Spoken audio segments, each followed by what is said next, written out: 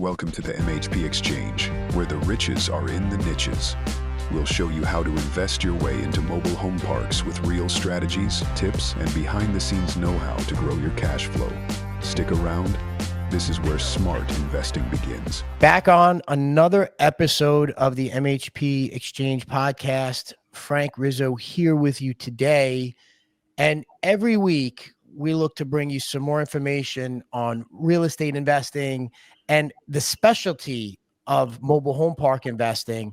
And we look to bring to you people inside the industry who are making an impact and really have great stories to share on how they've grown and scaled their business. And this week is no different. We have Jeff Flynn. Jeff is the founder of Aspen Ridge Capital. He's focused in the Southeast. He's scaled his business to over 10 parks in the Southeast in 3 different states. And he's got a great story to tell and a really interesting way of how he scaled his business. And I'm really interested to hear more from Jeff. But Jeff, thank you for joining us today. Thanks, Frank. I appreciate it. I'm glad to join it. Well, Jeff, for people who don't know you or aren't aware or don't listen to your podcast, because you have a podcast as well on the MHP space, why don't you give everybody a brief introduction of you and your story and really how you got here today? Yeah, absolutely. So like Frank mentioned, I host the Park Profit podcast, which is really just starting up, but it's going over all things mobile home parks, from operations to raising money to management and deal finding and all that sort of stuff. But I got started in the industry as a broker while I was still active duty in the Navy. And so I spent pretty much my last year in the Navy brokering deals for people. At the time, they had no idea I was still serving. And then I saved up a little bit of money from doing that, and I checked out of the Navy on a Friday, and I closed on the first park that I was buying as the owner on a Monday. So it was from one thing right into the other, and then I just haven't stopped going since. I've just been actively finding my own deals. To date, we're at 10, and they've all been off market still. So yeah, it's been a really interesting process, but I've enjoyed it. Yeah, but Jeff, it's been a relatively short period of time to scale to 10 parks, right? Like how long of a period have you gone from 1 to 10? The first one was 2 years, 6 months ago. Okay. So it was pretty quick. Yeah. So, I mean, do you credit that to a mindset or is it a system? You know, how do you credit that pace? Because you've been able to acquire 10 parks in, quite frankly, a challenging time for people to find deals and opportunities, right? And as I speak to operators, I mean, even for us, we've said it's been challenging finding deals, but you've been able to do that in a short time frame. Like, what do you credit that to? I think I credit part of it to never having a good job in my life. Like I went, and that seriously, I feel like it's it. You know, I went from I left college, I enlisted, so I was making pretty much no money. And when I got out, I pretty much had one choice. I was going to find deals or I was going to have to do something else. And so it wasn't for me like I was trying to, you know, I hear a lot of people talk about how they were making $500,000 at their job, but they just had no time. But it's like, to me, it's like, that would have been great. I'm making no money and I have no time. So I had to figure it out. And it's just, I just went in, you know, with full focus. This is the only thing I've tried to do since then. And I just work on it every day. And I don't have a plan B. Honestly, that might sound reckless, but that's just how I attack things. You know, I think people don't realize how important in terms of having that mindset of I'm going to succeed. I'm going to, you know, take the island. I'm burning the boats. And the only way off is success. I mean, that is so key. And it drives you to do the things and be disciplined daily, because I'm sure a lot of what you're doing and finding opportunities is part of discipline, right? It's structure, making sure that there's a follow-up. I mean, do you have a system in place for that? Yeah, definitely. I mean, it's all follow-up for me. Like we're the park where I'm set to close on here next month. It was the first one I ever tried to buy. So it's been years, month after month after month, following up these people. And I don't really have that robust of a system. But at this point, it's basically Monday.com with just every time I talk to somebody, I just update it when the last time I spoke to them. And then I set a reminder for the next time I need to speak to them. And it's pretty simple. I don't try to overcomplicate it too much, but that's just a hard process. Like in the beginning, I thought this game was just, hey, you make 500 calls and you find 5 people wanting to sell, where it's like, you really find 10 people who say they're not looking to sell right now, and you call them every quarter. And if you just keep doing that, eventually one person has some sort of life event per quarter that they're finally ready to sell. And you're the person they call because you've been talking to them month after month after month. Jeff, it's funny that you mentioned that, because a lot of people look at this, and I get those phone calls too, where, you have people and that either they're remote or they're VAs and they just want to know if you want to sell the park. And it becomes to me anyway, it becomes very transactional, in terms of what there is. And very rarely do I have those conversations with those people. But you as the operator are the one that's making the call, which is different. And then what people don't realize, it's relationship based, right? So I don't know if you ever read the book, like Just Pick Up the Phone and Sell, right? Mm-hmm. And it's just about calling people, proactively calling and making that connection. Like, Jeff, how are you? How's the family? Right? Is there anything that I can help you with? And those simple things, it doesn't have to be a robust script.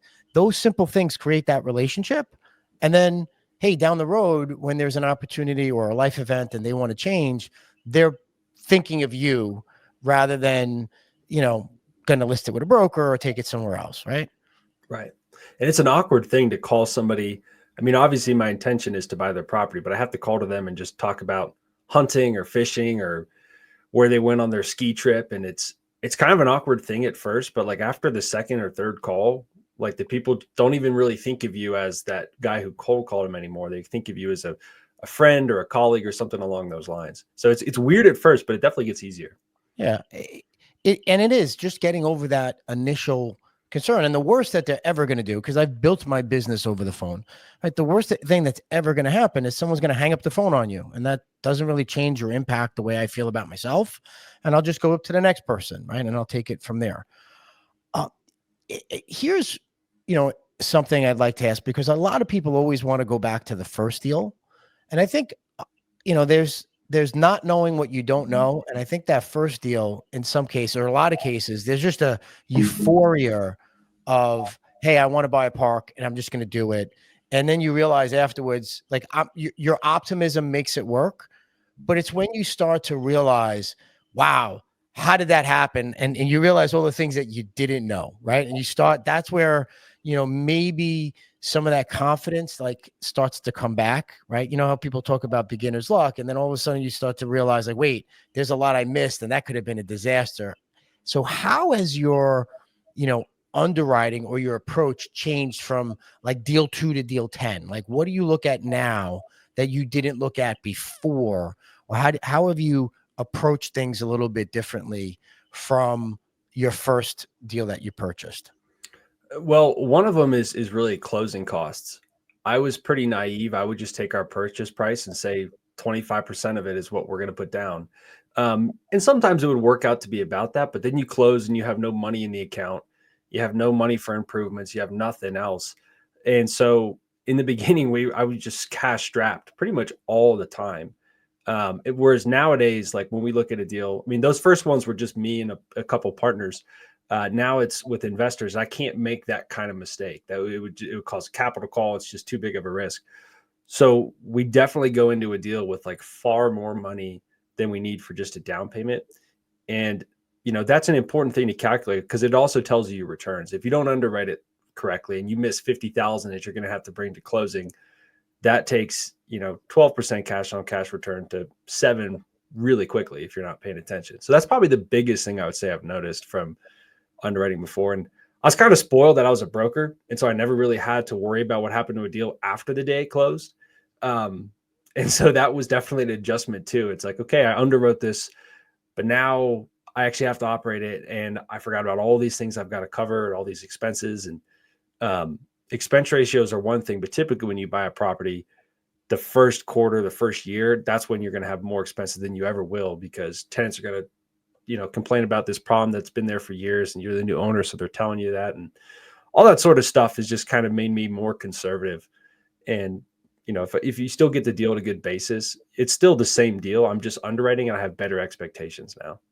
Yeah, I think that's a key point, because you have to set that expectations. And I mean, you're typically buying mom and pop, right? So your typical buying filter, we'll call it, I would imagine mom and pop, probably years of deferred maintenance and capital improvements that you have to make.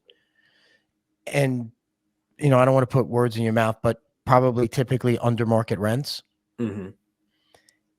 I found, or we found, that there's a reason people sometimes stay in that situation. The market, the rents are lower. They do want to see those upgrades, but there will be a normal transition as maybe standards are elevated, right? Some people might like the fact that nobody's watching, the hen house, so to speak, and they're able to collect washing machines in front of their homes, or maybe there's cars on blocks, and they're okay with that.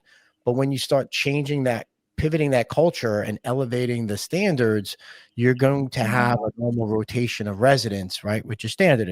I mean, you probably account for that a little bit better now than you did previously?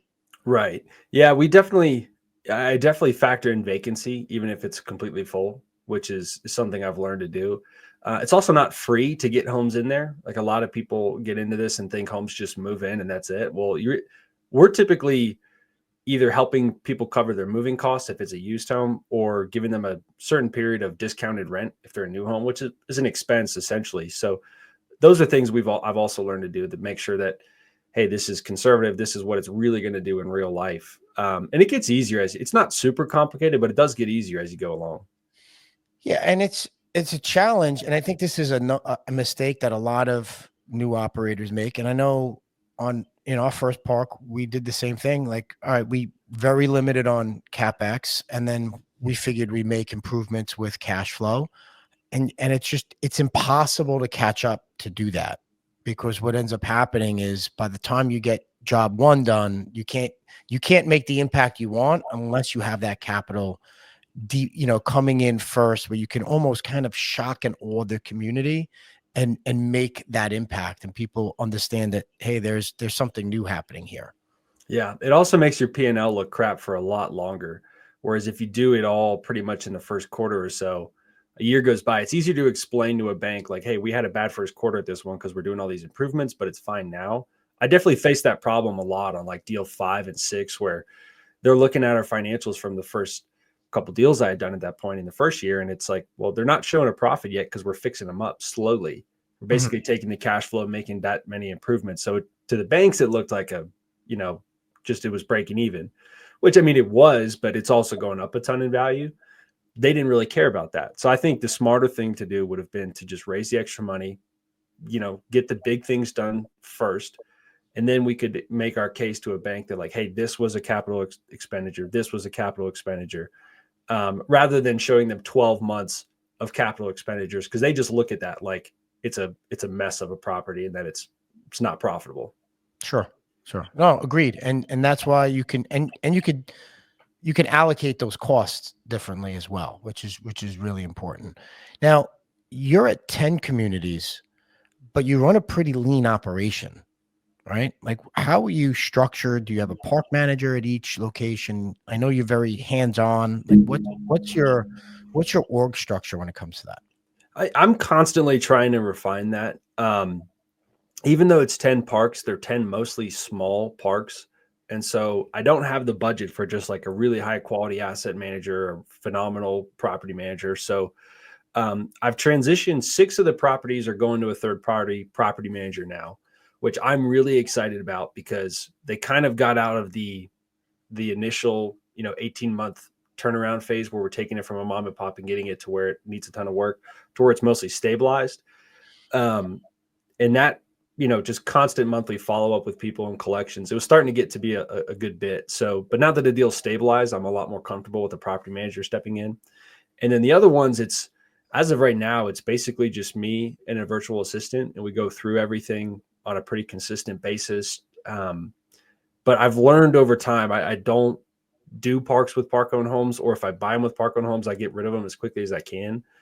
And so it's getting easier and easier to scale once we're kind of going more and more to that model, because 100 tenants that own their own homes, I think, is easier than like 5 park owned homes. I genuinely do. Like, it's really not too much operational work when you're just renting the land. But outside of that, like the park I have today with 20 park owned homes is still constant work. I don't want to say problems, but it's an apartment building. It constantly needs work, essentially. And I can never turn it off or forget about it. Yeah, that's a great point. And I know some people like that park owned home model. We find that when you do own those homes and you do run them as either a rental or a lease to own, whatever the situation may be, there's just going to be a higher maintenance cost, right? You're going to have to manage that home a little, with the intent that that's going to be your asset for a while, right? That's going to be your collateral for a while. So it does change the dynamic a little bit. But one of the things that, and we've talked about this before, but one of the things that I think kind of sets you apart a little bit, and maybe it's from the time that you came in, and you're 29 years old, and you probably grew up with this a little bit, but you really implement AI into your everyday operational tactics, right? Like, you're a big on how can AI create more efficiencies in your systems. You mind sharing a little bit about that and how you go and how you're using those systems? Yeah, I mean, I could talk for another 2 hours about how I'm doing it. And I would say what's incredible about it is it basically changes every month. Like a month or two ago, it was basically helping us um, look at financials and making, quick assumptions of them, and like pointing out things I definitely need to look at. Whereas today, it can take our rent roll, summarize who it's got to text. It will just automatically go out and text people that their rent balance is whatever. It can do the calculation of how many months they might be behind and draft emails to our attorney to just start it, like, all in about 2 minutes. It's not like I'm not involved in that process at all, but instead of me going through item by item, I've done that enough times that it just does it, which is a really cool thing. One of the really exciting parts that I'm trying to figure out now is the like home photos. So at each park, we have one person who, most people probably call him an on-site manager. I found that calling people that, the power went to their head, and very quickly they were just, the Fuhrers of my mobile home parks, going around and like kicking people out when they had no business doing that. So I just started calling people on-site photographers. And so we have people that go around and basically inspect the park each month. They fill out a Google form. When they they go around to each lot, they check boxes if the skirting needs to be replaced or whatever. And we can go through that manually and just look at what needs to get done. But I think the direction I'm trying to go into is, I mean, all those things trigger different things. Like the photo goes into our Google Drive, the form gets completed, and AI can basically take that information in a few seconds and spit out notices and texts or whatever we need to go out to tenants to make sure that they're fixing things. Right now, the biggest problem I'm having is, like, we have that system now, but I'm not actively using it because it's just too rigid. Like, people will have a bike outside their house and it'll spot that and say there's clutter outside this person's house, like send them a notification. I'm trying to figure out how to like refine it, but it's endless, the amount of things it can do, because essentially machines can think. And I think that's the part most people don't yet realize about AI. They think it's ChatGPT and that's it. It helps you write, but it's not. Like, it can help you think. It can help you think of creative ways to do things. We have an AI specifically built for each property with all the little nuances that, like, I have a park where 36 of the lots are master metered, and then the other 6 are directly billed to the city. Why? I don't know, but that's just the way it is.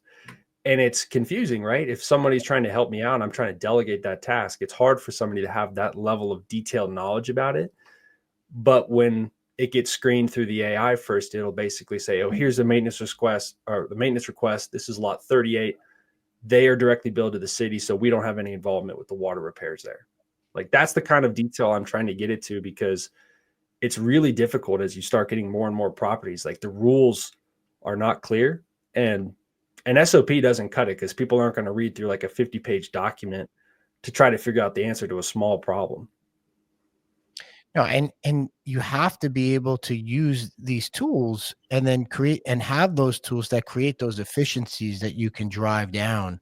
So you don't always have to be the touch point or the, single source of truth for your people down there. Like, oh, Jeff, what do I need to do with this lot? Because if Jeff is away, then where does that information lie? Right. And that becomes a key point, and you're really integrating it into the operations and the daily workflow better than most. And from speaking to a lot of operators that I've talked to people who haven't even touched on it yet. So you think that, how do you see that being you implementing it even going further? Is there a specific program that you're using that you think might take it to the next level for you and your business?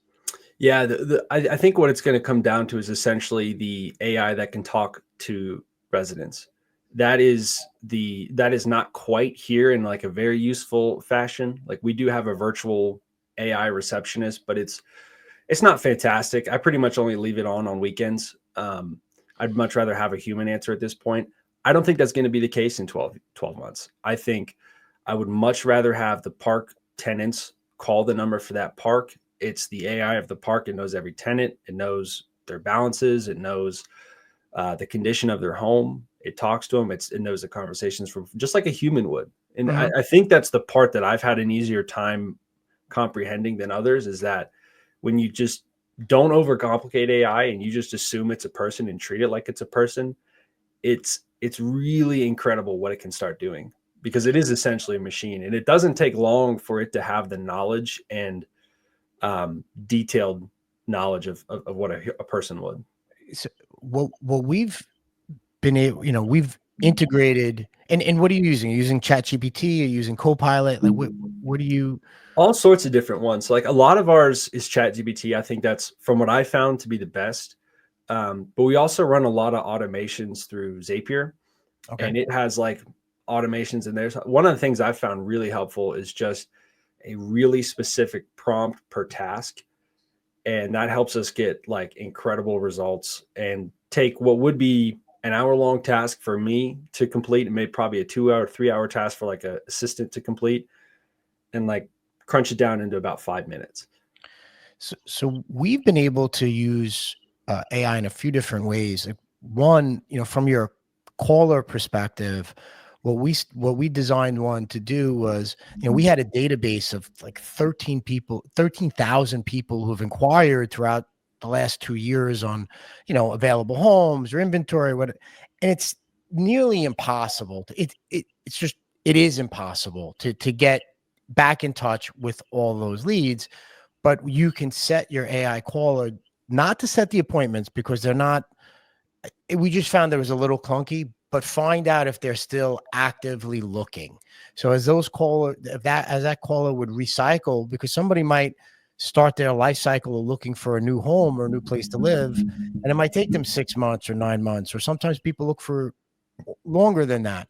And it could go through leads that are either still active or not. And then at least if they're not active, we can get them off our database, and now we clear up the space for new leads that are coming in. So that was one thing that we found super helpful.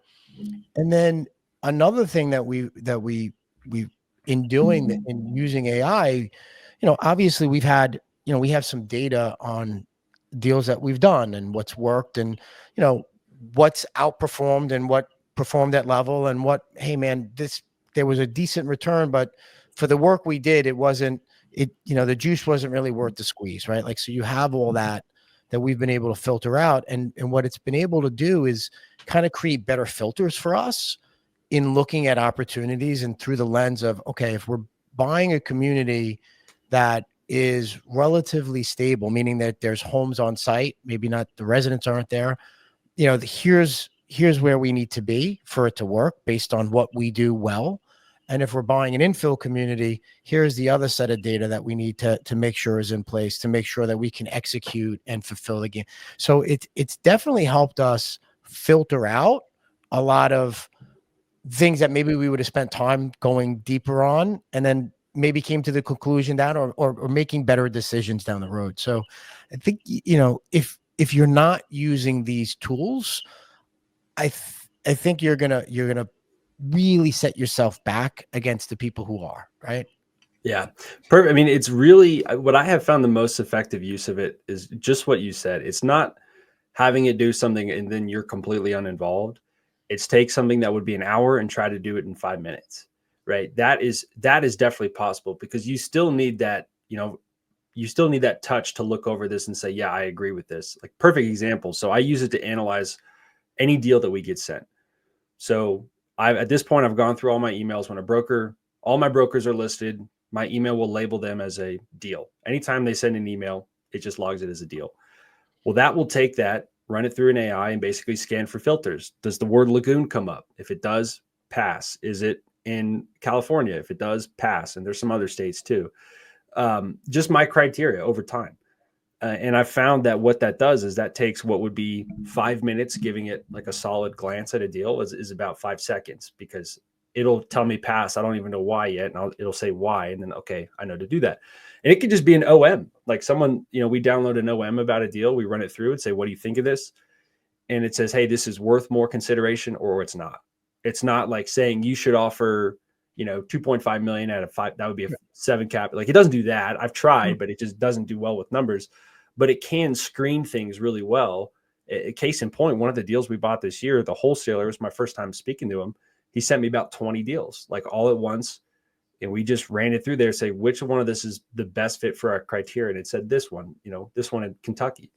And that's the one we bought. All the other ones I've passed on, which that could have been a whole day of looking at all these deals and then analysis paralysis of like, which one is the best fit, which one is real. And if you keep looking at bad deals, you just kind of get fatigued and you might pass on a good one because you're just tired of looking at them. Sure. So it didn't like make the decision for me, but it went there and said, hey, this is 5 hours worth of stuff. Let's get this done in half an hour.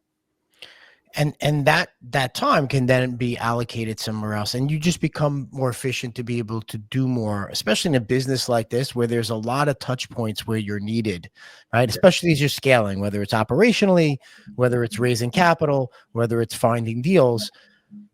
Listen, Jeff, you've had some phenomenal growth so far, but what's been your toughest moment so far? Like, what has been the time? And listen, you're obviously 4 years in the Navy, tough guy, but there's had to be a moment here that you said, all right, maybe this wasn't for me. Maybe I should have done something else. I mean, what was that moment that really shook you? I have about one of those a month, to be honest with you. Like, I'm not in this passively. Like, I do this all the time, and it's not a get rich quick business. So it's a lot of work for like what it amounts to each month. And half the time I'm just like, how am I going to make it another quarter? So I've had tons of those moments. I don't want to make any lies about that. I'd say the biggest one so far was it was I think the 4th deal I bought, and I regret buying as many as quickly as I did, because we bought 5 my partner and I bought 5 in the first 8 months. And so I didn't even have time to really sit and reflect about like what I liked about some and I didn't like about the other. I was just buying every park in my area, like around an hour radius in my house, that I could possibly buy, as long as the numbers made sense. And this one was like the last one. I thought it was, the key for me at the time. In retrospect, like, it doesn't make that big of a difference. But I even moved. I found out where the owner lived. He had a townhouse on a lake. I was thinking of moving there anyway. So I ended up renting a house like a couple doors down from him by cold calling to get my apartment that I rented. Followed up with him just month after month, would walk over to his house, see how he's doing, just like constant follow-up. He's a super good guy. We eventually got the deal going. It was a little bit more than I wanted to pay for it. It was all park-owned homes, and there was some value for me to increase it, but not much. I basically had to infill it to get the value up. Long story short, we agreed to this deal where he was basically going to finance 25% of it, and the bank at least the banker I spoke to was saying they would finance the other 75% of it. So I was sitting there thinking like, this is going to be the best deal I ever do. I'm going to get all this cash flow. I'm not coming out of pocket. This is great. And I didn't really have the cash at the time to do more than that. I had some, but not a lot. We fast forward on this deal. about a week from closing or 2 weeks from closing, this owner was currently charging week-to-week rentals. So the tenants live there for decades plus, but he charges the rent every week. In Alabama, like it's a hotel law. You can get rid of them a lot quicker than like a 30-day lease or something. But anyways, I told him I was going to switch to month rentals. He was fine with that. And he just offered out of the blue to stop charging the tenants for the next 2 weeks so that they could save up some money. And when we closed on the 1st, they'd have money for the month. And I was like, you don't have to do that, but if you're willing to, that would be amazing. Again, super nice guy. Still a really good friend of mine. So that he agrees to that. He goes around and tells all the tenants, hey, don't pay the next 2 weeks. There's going to be a new owner. He's a good guy, whatever. The bank, the day before closing, backed out. They just called me and said, hey, we're not going to do this. I had paid for an appraisal. I paid all this stuff. I'm like excited about it. I got the leases ready. And the banker's like, hey, our president just went out there. He just didn't like it. That was it. That was the extent of what he told me. There wasn't a genuine reason. It appraised for more than we were trying to buy it for. This was the second loan again I've done with this bank. And I just like completely broke. And I was like, what the heck am I going to do?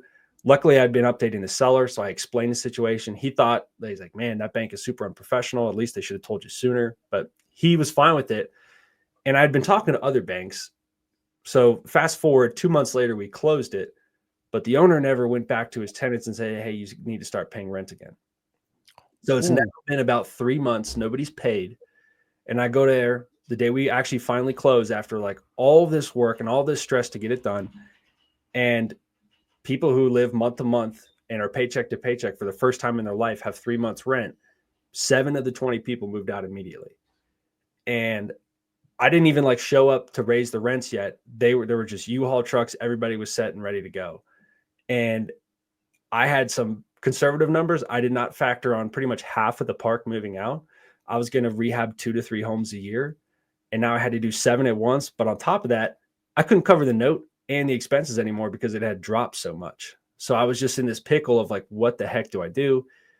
And that deal has just kind of been a pain in my butt ever since then because I've constantly been paying catch up. And there's stuff like that where it's just like, gosh, like to me, I value my sanity more than anything at this point. I don't care about park number 11 as much as I cared about the first one. So it's got to be an easy deal. It's got to be very little headache because I'm not as aggressive as I was when I got started. I don't want to keep going through that kind of stuff, but that was just an example of like, man, it was nobody being malicious. It was just somebody doing what I thought was a nice thing. And it just bit me in the butt. And I could have never predicted that. But that's just what happened. You make a couple of points there, which the expectation of, hey, if the deal died, like you don't realize that the owner wouldn't go back and tell the residents like, all right, now start paying rent again. Like that's not something that you think that you'd have to put on your bucket list or checklist of things that you would have to do. Yeah. And I've just come to realize that a lot of times you can't take certain things for granted, right? And you have to make sure that you're clear in your expectations and your communications. And I think we're going through something right now, and you hit on it. Like having that constant communication with the seller during your deal is so key. Like we're looking at a deal right now in Alabama, right? We're down in Alabama as well. There's city water at the street, and city sewer. We're on well and septic, which we're okay with. We thought at some point we'd want to connect. And if we want to expand, we knew we'd have to connect to city water, city sewer. But last year, they just put a new administrative order in there. Now there's some vacant lots, and you need to get Department of Health sign off that the septic has been flushed out and it's approved. But if there's city water available to the site, the Department of Health will not approve the septic. So even though I have a septic there, even though it could be used, they won't allow me to do that. Now the owner's like, well, I would never tell them, I would just connect it. I'm like, that's great for you. Yeah. Listen, you're there. And you could tell me that there's only 2 inspectors on that is fantastic, but I can't operate the fact that I've got, I've got a relationship with people going back 30 or 40 years. I have to operate under the fact that nobody, I'm going to go in there. I'm the new guy in town. I've got to follow I've got to follow the checklist that are necessary. And my team has got to follow that checklist. But in having that open communication with the owner all the way through, we were able to kind of pivot, extend diligence, get the information we need, and make adjustments to the transaction to make it work, right? But if you don't have that communication like you've had from the beginning, and you come to them at the end of diligence and say, hey, here's my deal, like that guy, I would imagine you were hard on the contract. If you call in the next day, he could have easily said, Jeff, I'm not selling you the park. Good luck getting your down payment back. It's not my fault that you don't have the bank, right? I mean, but you were able to save that money and save the deal. Yeah. And it's, if you just don't say anything to them, and then like the 59th day of due diligence comes up and then you ask for something, good luck getting it done. But it's just that constant updating and telling them, even if it's just like a weekly email at the end of the week, like, hey, here's what we worked on. Here's any issues because you're going to go through issues in due diligence. But I've always found like when you are constantly explaining to them what you're working on, it really goes well when something goes wrong and you can come back to them like, look, I was not expecting this. This is unexpected. I've got to figure this out. The big one is like the setbacks, right? Pretty much every deal I look at in city limits, the city's new standards for a mobile home park are that the setbacks have to be a certain distance from each home, a certain distance from the road. Now there's homes there, but if a new home comes in and an old home left and a new home has to come in, can it go on that lot? Like, is the lot able for is the grandfathering for the lot or is it for the home? And that's never clear, right? And so I tell sellers this, like, hey, this is a big concern, and like to your point, when you're the owner of the park, the city's not going to try to be so hard on you when you've owned it for 30 years. They get it. When you're the new guy in town, especially you being from New York, coming down and talking to people in Alabama, they're probably like, this is the guy that we're going to enforce the new standards on. And I deal with it too. They're like, oh, he doesn't have a Southern accent. He's got to make sure he follows the setback. And you should be careful anyways, because like you said, the administration changes in these small towns like every 2 years. And then, or the building inspector that looked the other way leaves. And now you've got to do things exactly by the book. And that's another thing that went bad on that exact same deal. We had a new building inspector and he basically said, hey, you have to build 4x4 porches on every single one of these houses. And it's 20 houses. So 40 decks is about $15,000. And he's like, you just have to do that. It's part of the fire code. And they all had concrete steps. I mean, it wasn't, if you're trying to get out in a fire, it's just as easy, but it's just something I had to deal with. And the city, I mean, good luck trying to win that fight, Yeah. Yeah. You have to pick and choose your battles, especially when you're the new owner. And a lot of times as the new owner, that's something that you have to make sure you're aware of and diligent. So take that time. And for those you listening who are thinking about buying a park for the first time, take the time to go into planning and development, go into the Department of Health, create a checklist, and make sure you know the process and the people that you need to speak to make it work, right? That is super, super important. Jeff, what is your vision for Aspen Ridge Capital? I mean, you've got a partner. You said now you're starting to take on outside investors. Like, where do you see yourself in the next 3 years? That's a good question. I'm definitely trying to pump the brakes a little bit because I don't think just scaling to like the upteenth amount is really my goal. Like my goal from the get-go was to basically replace my wife and I's salary. And I think we have the properties for that. We're just kind of waiting for them to get to the business, like, the third year, the fourth year of ownership where the NOI is there. So I'm really just trying to do solid deals that I'm just really confident in. And something I've put a lot of thought into is just transferring to or switching over to a fund structure, not to do, raise 10 million, go buy however many parks. It's too much of a business for me. I want to keep it lean. I want to keep it myself and a few people. But I think there's a lot of these smaller, medium-sized parks out there. There's a lot of tenants who live in them that want those properties turned around. And that's kind of the niche I want to stay in. I want to just stay in that 25 to 75 lots at the high end. Just take those parks that most people are overlooking, buy them, do them the right way, come in with enough money to get them fixed, turned around, and just have solid, stable assets that I'm planning to hold for 20 years. I don't want to do many more like flip projects, any really, really tough turnarounds, just consistent, steady deals. I think that's honestly what I found to be most profitable. I've done some really, really difficult deals, but when you factor in like the time that it's you spent on that deal, it's just a job. It's really not an investment at that point. So I think that's kind of what I'm trying to transition to. Got it. Got it. You know, any book that you would recommend that changed your mindset, that puts you on the right track, or any tip that you have in terms of getting that mindset right to stay disciplined?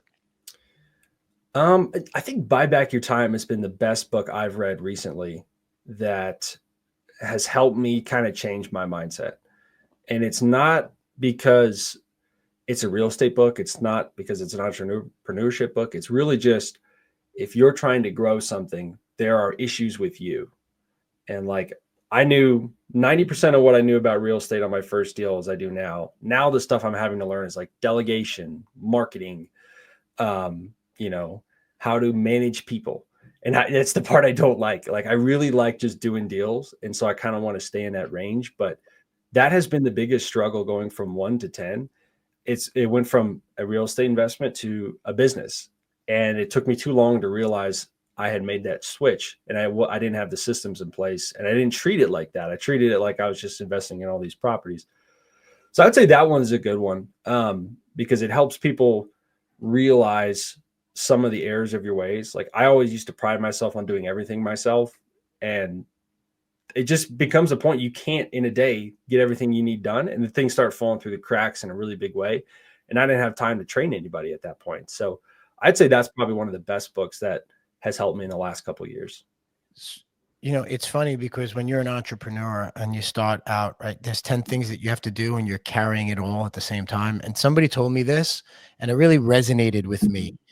You know, if you look at a rocket ship, when it goes up and it carries that payload, the higher it goes, the more it lets go, right? And then the final bit is a small piece that gets to the top. And as you grow, you have to realize, what can I let go of to continue to scale? So for me to get higher, I've got to delegate more. I've got to get more people under that umbrella and let them fill those roles so I can focus on my own unique ability. And that unique ability is going to allow everybody to grow more. And it's the biggest challenge, because I'm sure pretty much like me, you always think that, okay, no one can do it as well as I can, but there's things that I'm doing that I know are draining my energy, and that I really got to get people in there to do it. So it's creating the right processes and then the right checklist to make sure that those processes are being followed, and still things are going to fall through the cracks, and then not beating yourself up over that when it happens. But this has been extremely informative. Jeff, if there's anything you're working on, or if anybody has any questions, or they want to pick your brain about how they're using AI, not that I'm offering you out for free AI consultation in the mobile home park business, how would they get in touch with you? Actually, feel free to reach out to me about free AI stuff. That's one of the things I'm working on now. So you can go to webinar.jeffflynn.ai, and I do a call every Thursday. It's pretty informal. There's no pitch. It's just me showing what I'm working on in AI. And it's been pretty eye-opening so far to see people like one of the things I did last week was show people that I'm developing an app for a specific park. And people are just, I mean, it's not all about running mobile home parks, about anything in business, but it's way more than just putting in something in ChatGPT and having it write your email. Like, it's doing incredible things. And so that's what I'm doing it as a way to make sure I stay on the cutting edge, because every Thursday I've got to get in front of people and tell them something new. And so it's forcing me to get out there and learn. So if you're interested in that, definitely sign up for that. Outside of that, you can find me on LinkedIn or email me at jeff@aspenridge.capital. There's no .com. People keep sending it to jeff@aspenridge.capital.com. It's just .capital. Yeah, I'm an open book. People reach out. I'm happy to talk.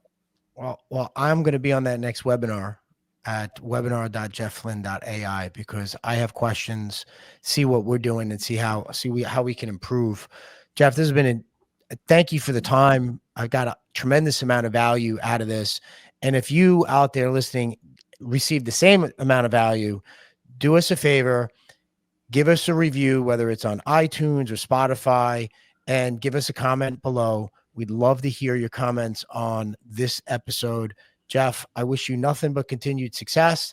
And what's where can everybody check out your podcast as well? On YouTube, it's the Park Profit Podcast. I'm still new to the marketing game, so you might have to like Google Jeff Flynn or Aspen Ridge Capital on YouTube to find it. But I'm trying to get to the top of the search engines, but so far I'm still at the bottom. But this has been great information. We appreciate you listening. Until next time, everybody, Frank Rizzo with the MHP Exchange. Happy investing.